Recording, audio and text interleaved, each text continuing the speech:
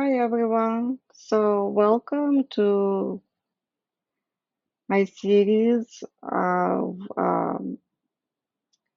horror book reviews, which would also include, of course, horror movies, and beyond that, my thoughts and potential research on everything weird. So we'll see where this takes us. Once again, this is a non-traditional series. It's not a traditional podcast, if this were a podcast. So I'm sure you will hear um, all kinds of sounds because from the street, I'm downtown Chicago right now. And yeah, you can see the bunny enclosure behind me. And I am holding the straps you see. That's me holding a bunny, Alice. So, that being said, welcome once again. The preliminary name of this whole thing is the Black Lodge Witchery, but that might evolve. Again, we'll see how this all goes. So, since my first installment, for lack of a better word, was about Kristopher Triana's book, The Old Lady, I was almost done with his other book called The Prettiest Girl in the Grave.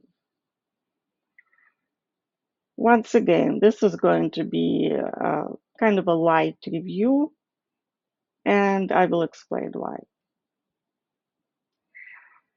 Now, I do want to emphasize from the get-go that I absolutely love Kristopher Triana.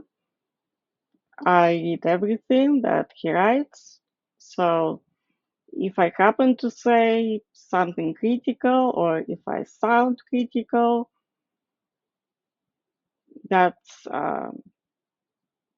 that's sort of the nature of the game. That's me thinking about the book and just talking about it. But this is one of my top favorite authors. Okay, so the prettiest girl in the grave. I will include in the description the books I mentioned, if I mention some other books. But okay, enough of that. Let me get a sip of water. Also, I've been sick, so you can probably hear that.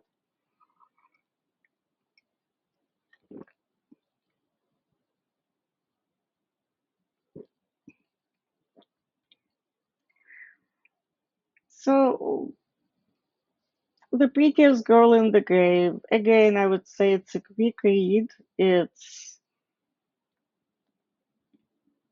I kept thinking that it would make a great movie, a great horror movie.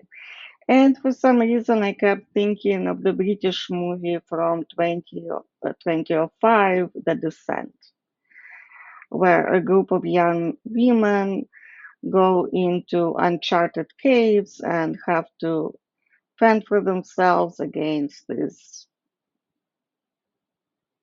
creatures inside the caves.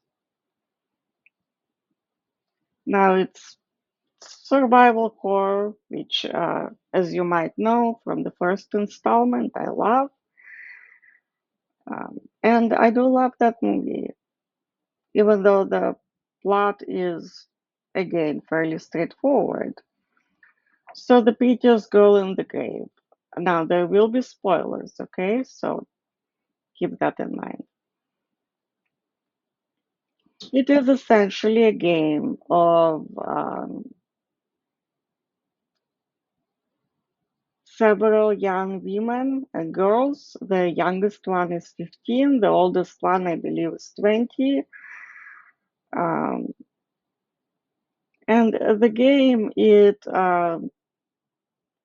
well, of course, it happens in the cemetery, and from that we go into the under the cemetery, underneath crypt. You get what I'm saying. So it sort of right ticks off all the cliches that we would expect from a really entertaining. I'm not afraid to use this word, entertaining horror novel that is not afraid to poke fun at itself and at the genre, I would say. Right, so we have the cemetery, the girls perform a ritual at midnight, check. There is some of the girls are goth. It's a Wiccan ritual, check. Uh, they say very affected things like, oh, I love the dead, and so on and so forth. So they go into the crypt, which turns out to be a labyrinth. It turns out to be this set of tunnels under the earth, under the cemetery. So what happens next? The word that really kept coming to mind is camp or campiness. It's unbelievably campy and it's fun as hell. So, of course, the girls, they turn on each other, they start bickering, and it gets a lot worse. A lot worse. But essentially, they play a game, uh, no, not a game, a beauty pageant hosted by this kind of greasy ghost who died a very, very unpleasant death. I will not tell you what that was. Hence the title, The Prettiest Girl in the Grave. So the bickering part, when the group dynamic starts falling apart, that also made me think of The Descent, the movie. And I don't know what you guys think, but there's something just fun about watching that or reading about it. How like they're in this necropolis, right? But they're arguing about boys and who's a better athlete and all that stuff. And I'm sure it doesn't reflect well on me or on the other readers who find this fun. But what can you do? So, yes, the ghost is holding a beauty pageant, and it essentially becomes a battle royale kind of scenario. Now, it is a story that involves two generations, at least, two generations of women. Um, Now, if you want to talk more about the campiness or kitsch, even something that the Russian American novelist Vladimir Nabokov talked about quite often. So, if you want to say more about that, yes, it is cheesy and it's very intentional. There is even all these ghosts, bodies, decaying bodies, who are spectators to the show, to the game, and They laugh like in a sitcom. That's from the book. So it's definitely tongue in cheek.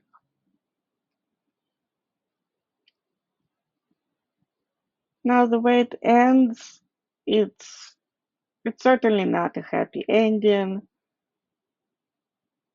The characters are for the most part detestable. Um, so it's sort of you get people running through this tunnel that's a representation of hell, like an actual hell. And then the next minute, the girls are making out with each other. And then, they start going full brutal. Yes, that's a reference to another book by Triana, which I do prefer, in all honesty. So, to sum it all up, I would absolutely read it. I absolutely recommend it. It would make a well written, fun, um, just clever horror movie. And it reads like that. And I kind of respect that it's not afraid to poke fun at the genre, at all these cliches that are almost collaged in a unique way. It's it's like taking all these cliches and tropes that we are all too familiar with, but creating a kind of kaleidoscope of them. And that's fascinating. Um, and while it does have uh, some very unpleasant, that's probably not the best word for this, very graphic things that happen. It is in a way a palate cleanser. It's not necessarily a book that you will return to, or it's not really a book where you root for a particular character, but the way it's done, I found it really cool. So that's it for me today. Um, I hope everyone is well, and thank you for listening. It does mean a lot. As you can tell, I have never done this before. And yes, please listen to the first installment, um, and stay tuned for more episodes of this because there are a lot of books I can't wait to talk about. Okay.